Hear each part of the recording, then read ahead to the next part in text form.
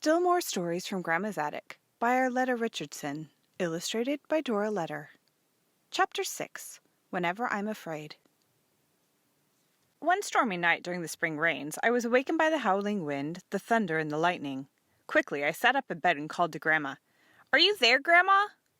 "I'm certainly not going outside on a night like this," she replied. I laughed and snuggled back into bed, knowing that I was safe. The next morning, I reminded Grandma of what she had said. "I knew you wouldn't go out in the storm. I just wanted to be sure you were there." "I know," she laughed.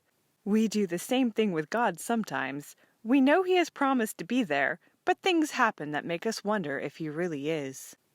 I remember when I was about 7 years old, I had a real fright. As we left for school one morning, Ma reminded us to hurry home that afternoon. "Don't forget that Pa is taking us into town," she said. "He has agreed to wait until you get home, but not a minute more. He wants to be back by dark to take care of the chores." We promised to be on time and left for school. It turned out to be one of those days when everything goes wrong. For some reason, I was feeling cross. I lagged behind the boys, knowing how much it annoyed them.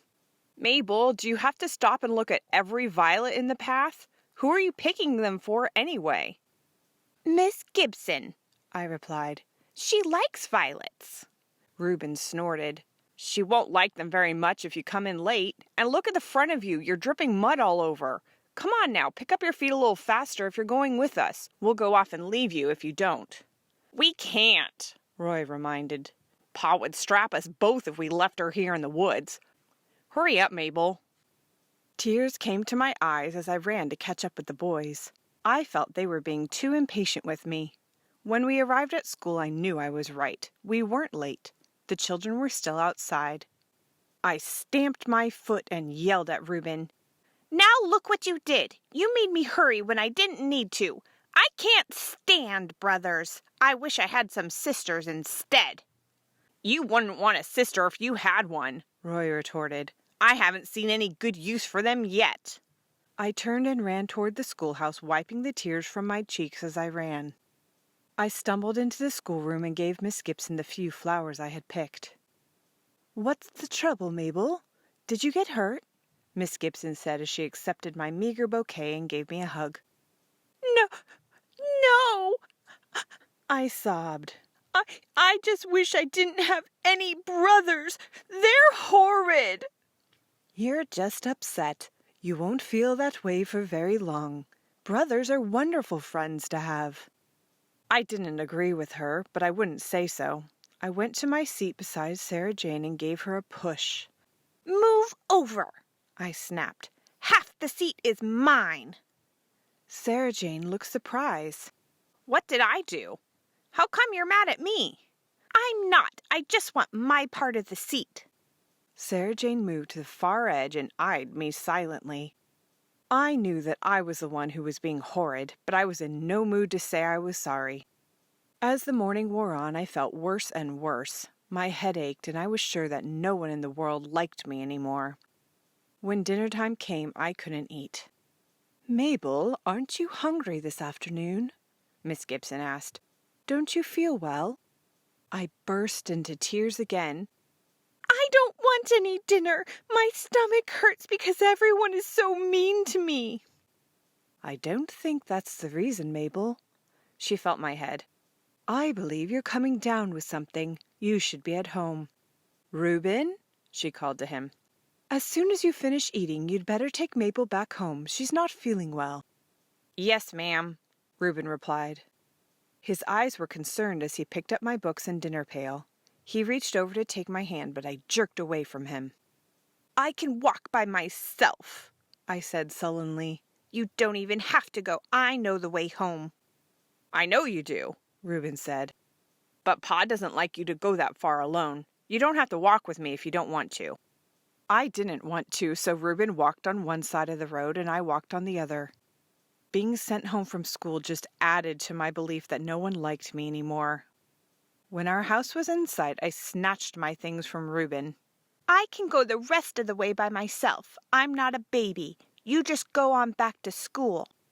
Reuben watched me for a moment, then he turned and ran back to school. I trudged on toward the house, determined to tell Ma how spiteful the world had been today. Pep ran out to greet me, pleased to see someone so early. But I was too tired to even pat his head. The house seemed awfully quiet as I approached the kitchen door. I pushed it open and entered the empty kitchen. "Ma!" I called. "Where are you? Miss Gibson sent me home and the boys were mean to me and I don't feel good." There was no answer. Even before I began to look, I knew that Ma was not in the house. It had an empty feeling that said no one was home. Where could she have gone? Ma never went away during the day. Or maybe she did, I thought.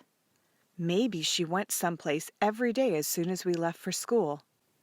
I knew I was being foolish, but this seemed to be one more proof that everyone had it in for me. I put my books and dinner pail on the table and went to look out the door. Ma had probably gone out to the field to take Pa a cold drink. She would be right back. I would just lie down on my bed and listen for her. I went to my room and crawled under the quilt. Almost immediately I was asleep. When I awoke, the sun had gone down and shadows were moving across my bed. I lay for a moment, listening to the silence of the house. My head ached harder and my throat was sore. I was also very thirsty. I knew I would have to go and get myself a drink, so I slid off the bed and headed for the kitchen. My feet seemed awfully heavy, and I wished Ma would bring the water to me. The room looked just the same, but it didn't seem like our kitchen. Ma wasn't there, and there were no smells of supper cooking. I got my drink. Then I sat down at the table to wait for the others to come in. I knew they had to be in the field or the barn. I put my head down to rest while I waited. I didn't know that Ma and Pa had stopped at school to get the boys, and then gone on to pick up the grain order at the depot. When they got there, they learned that the train was 45 minutes late. By this time, Ma was beginning to worry about me. "She'll be all right," Pa assured her. "Pep is there to look after things." "Let's hope no stranger comes around intending to do harm," Ma said tartly. "The best Pep could do is beat him with his tail." "But I can't leave now and come back tomorrow," Pa said. "I'll lose another day. We'll just have to trust the Lord to look after Mabel and get there as soon as we can."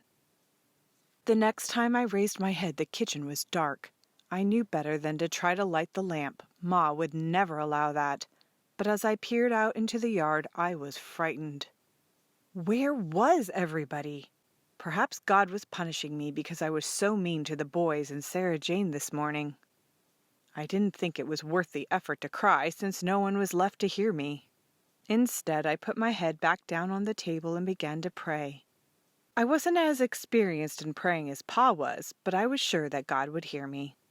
"Dear Lord, I'm sorry I acted so horrid today and stamped my foot at Reuben. Please bring Ma and Pa home and stay with me until they get here. Amen." Right away, I felt better. As I drifted off to sleep again, I remembered a verse we had learned at school. "When I am afraid, I will trust in you." The next thing I knew, Pa was putting the lighted lamp on the table and Ma was gathering me in her arms. "I'm sorry I yelled at Reuben and Roy. I don't feel very good, Ma," I muttered hoarsely. "I know you don't," Ma said as she rocked me back and forth in the rocking chair.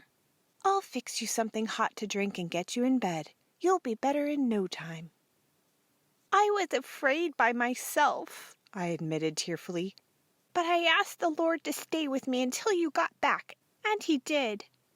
Ma smoothed my hair from my face and kissed me.